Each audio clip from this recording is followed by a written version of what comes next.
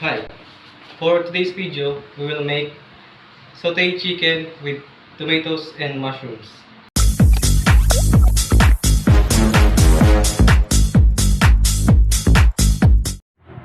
So for the ingredients, we have chopped parsley, flour, chopped garlic, chopped bell peppers, chopped white onion,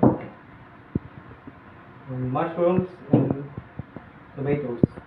To marinate the chicken, we will use paprika, salt and pepper.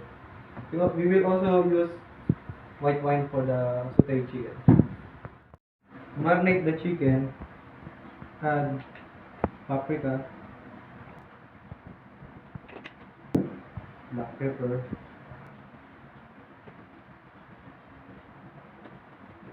and salt.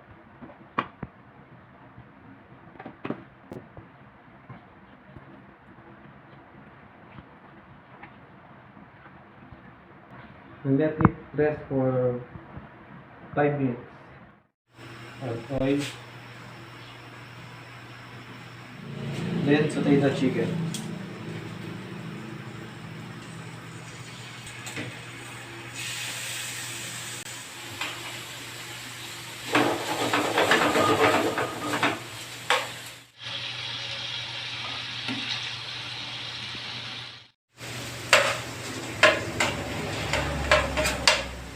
Add the onion.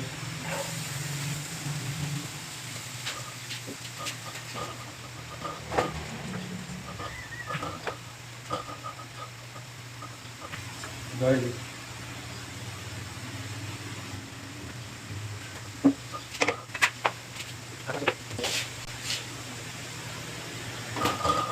The tomato.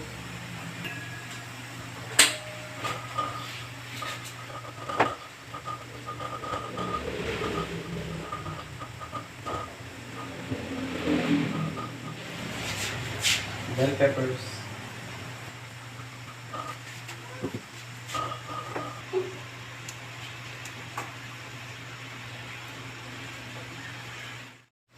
Mushrooms.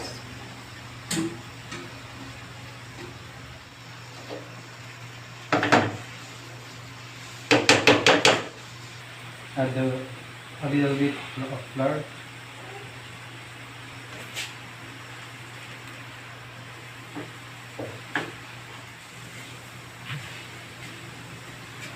And then the wine.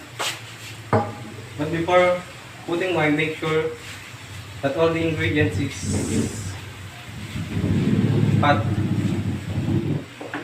Add the white wine.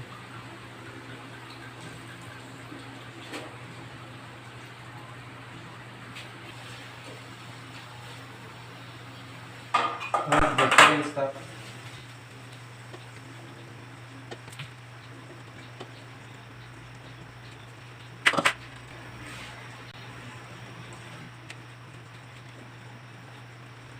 Now, time to plate.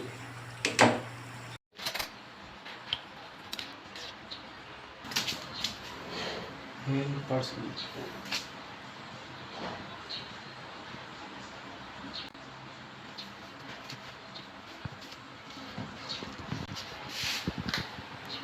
Sauteed chicken with tomatoes and mushroom.